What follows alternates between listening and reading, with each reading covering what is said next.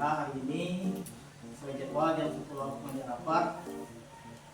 Sebenarnya rapatnya pun memang setiap bulan harus dilakukan sebenarnya secara teori. Tapi karena garapan tidak ada urgensi ya. Jadi kadang-kadang kita nggak kelakar santai, nggak resmi. Nah, hari ini resmi gitu. Sharing, diskusi. Hari ini kita lakukanlah sebagaimana mestinya. Rapat itu memang penting, tinggal kita berkumpul, berkomunikasi, membicarakan tentang bagaimana kemajuan pendidikan di ST8 Lenggang ini. Guru akan melaksanakan pembelajaran mendalam di tahun ini. Sebelum aku lanjutkan, kira-kira kurikulumnya berubah kan kira-kira kami menurut Pak Putra? Yang mendalam ini berfokuskan kepada proses dan refleksi murid ataupun guru dalam belajar. Jadi tidak fokus kepada nilai mengaku. Itu penting untuk administrasi, untuk pencapaian pembelajaran. Kita tahu kan untuk semangatnya, tapi dia fokus untuk kembali kepada penilaian proses pembelajaran ini dalam pembelajaran. Menurut versi Pak Putra, coba aku cari yang menang nama ibu aku yang dapat tentang pembelajaran mendalam ini tidak jauh-jauh beda sebelumnya. Tapi no dapat kita ambil saya kayak guru toh jangan cuma mengajar, terutama di dalam kelas itu kita harus menerapkan karakter pembiasaan yang mengarah ke profil lulusan gitu Pak. Ya. Jadi aku rasa biarpun kita beberapa kali kita melakukan pelatihan, kalau karakter itu tidak dibiasakan di dalam kelas tidak akan berubah Pak. Bagi aku sendiri gitu kan, karena dari pembiasaan itulah karakter itu akan muncul, akan dibiasakan gitu Pak. Lebih menanamkan karakter kolaboratif dan berkesinambungan. Artinya tidak selesai di situ saja, artinya berlanjut sampai ke jenjang berikutnya. Apa itu pembelajaran mendalam? Nah, pembelajaran mendalam itu yang kita sepakati selama ini, selama pelatihan itu pendekatan pembelajaran yang berfokus pada pengalaman belajar bermakna. Arti kurikulum tidak berubah. Cuman, lanjut sampai yang tadi, nah lebih ke mendekatkan karakter. Selama ini lah mungkin, tapi diangkat kembali, didengungkan kembali melalui pendekatan pembelajaran mendalam. Nah, kemudian tujuan pembelajaran mendalam. Yang pertama itu membentuk pelajar yang beriman. Ini ada cerita di Prof P5 dulu. Nah, kemudian mengembangkan kemampuan berpikir kritis. Dia dijual dulu. Meningkatkan kesadaran kewargaan dan kesehatan. Nah, sekarang kesehatan. Karena menurut versi menteri sekarang, muridnya saya bilang dulu itu. Nah, mampu berkomunikasi efektif. Mampu berkomunikasi efektif itu maksudnya di dunia diterjun ke sosial masyarakat. Nah, kemudian kerangka kerja. Nah, ini DPLT itu profil dimensi profil lulusan. Nah, kemudian yang dicapai tadi ini secara garis besar iman dan ketakwaan. Kemudian kemandirian, harapannya mampu berdiri di atas kaki sendiri, harapan murid-murid kita, kesehatan dan komunikasi.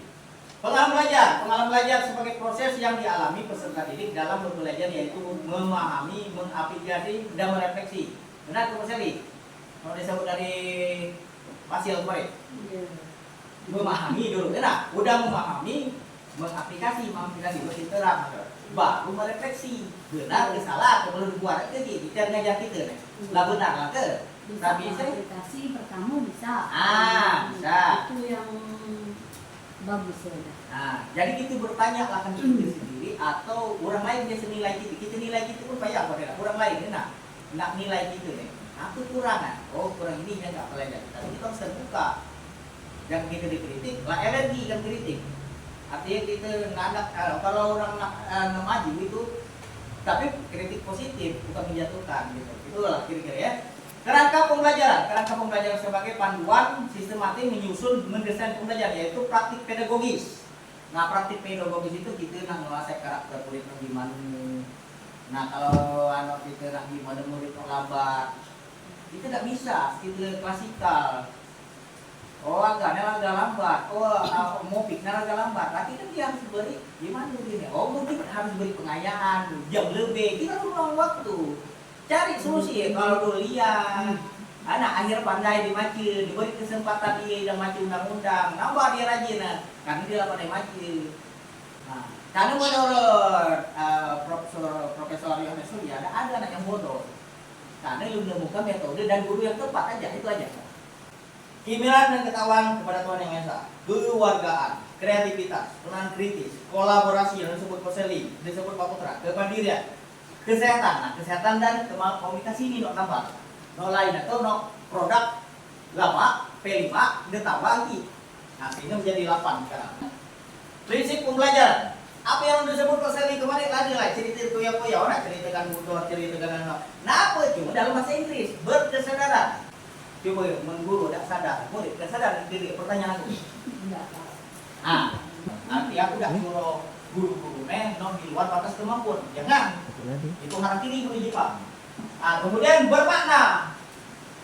Ini ada meaningful. Artinya kita itu belajar terhadap sesuatu yang baru, pengalaman hidup, tapi harus bukan arti bukan itu. Makna luas ya. Memahami tahap awal perusahaan ini untuk ujiannya ulang tadi? Belum. Untuk memahami konsep dari berbagai sumber pengetahuan di pasti ini mencakup pengetahuan esensial, aplikatif, esensial atau materi gitu tuh no ada di kurikulum itu pelajar-pelajar minta itu aplikatif itu mendalam. Kemudian serta nilai dan karakter. Nah, pasti kalimat ujung terakhir karakter. Setiap karakter.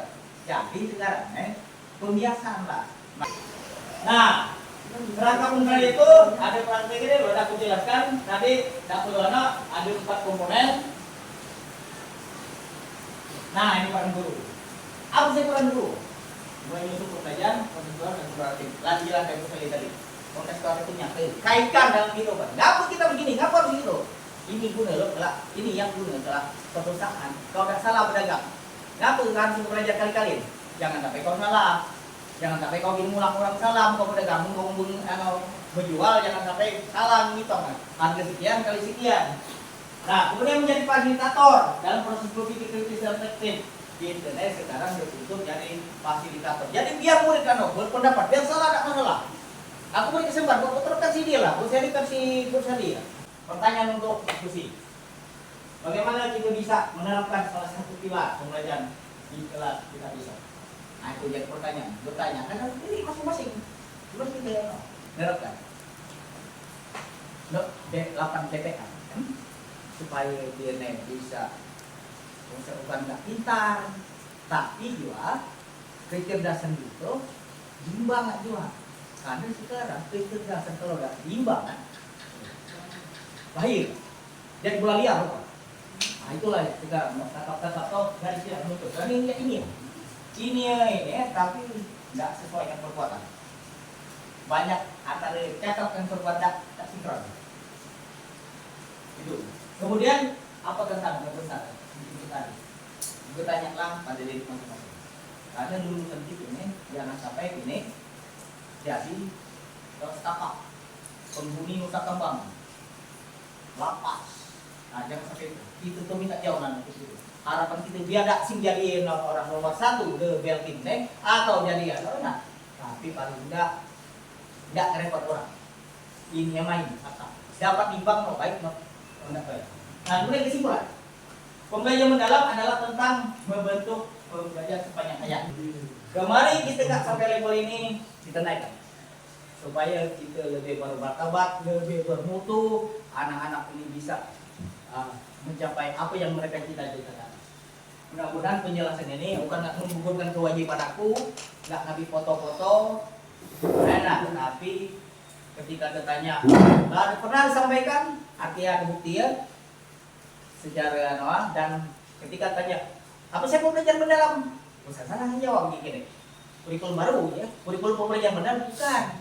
Itu hanya pendekatan cara mengajar itu, tapi kurikulum tidak berubah.